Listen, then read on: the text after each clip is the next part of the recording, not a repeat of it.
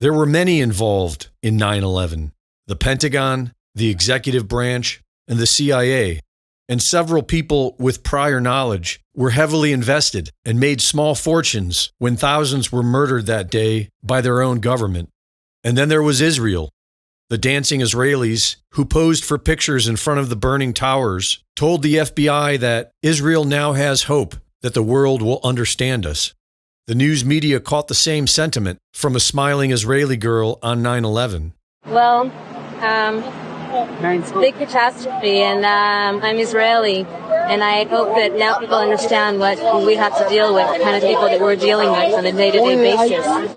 Over 100 Israelis were arrested after 9/11. They were trained in military intelligence and explosives, posing as art students with fake IDs and infiltrating government buildings. And they were all let go, including over a dozen who were living in the World Trade Center as part of the World View's Artist in Residence program. They occupied floors 90 and 91, where walls were unfinished and structural beams were exposed. The same floors that American Airlines Flight 11 crashed into later that year. The U.S. government response to 9/11 was to destabilize the Middle East and to start viewing the American people as domestic terrorists.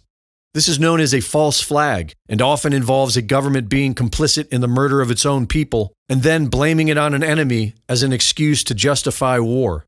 This is what 9/11 was, and it's what 10/7 was. Israeli intelligence and the IDF had detailed knowledge of Hamas's plan weeks before October 7th.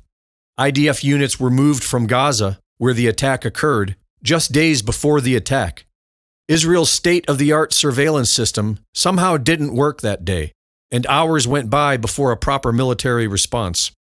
Every terrorist cell we know of seems to be associated with the CIA, Mossad, and MI6. 9/11 was blamed on CIA asset Osama bin Laden, and Hamas is no different. Netanyahu has made it clear on multiple occasions that he supports Hamas, and the evidence shows that they are also a creation of the intelligence agencies. A former director of Israel's intelligence agency, Shin Bet, says they helped Hamas hold power. We did something very, very simple. We did everything in order to make sure that Hamas will go on controlling Gaza and Palestinian Authority will control the West Bank, so they will fight each other. So what we did, with the permission of our Prime Minister, is to let Qatar to transfer a huge amount of money in cash, probably more than $1.4 billion, and to make sure that they will be able to send, people to work in Israel and to achieve or to get intelligence if they need. By doing it, we increase the power of Hamas. And a former prime minister of Israel confirms this.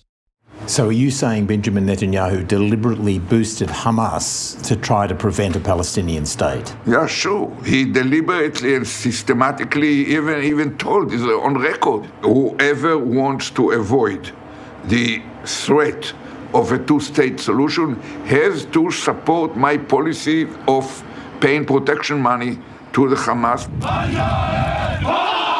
Having helped to build up Hamas, Netanyahu has now vowed to destroy it. Greg Reese reporting.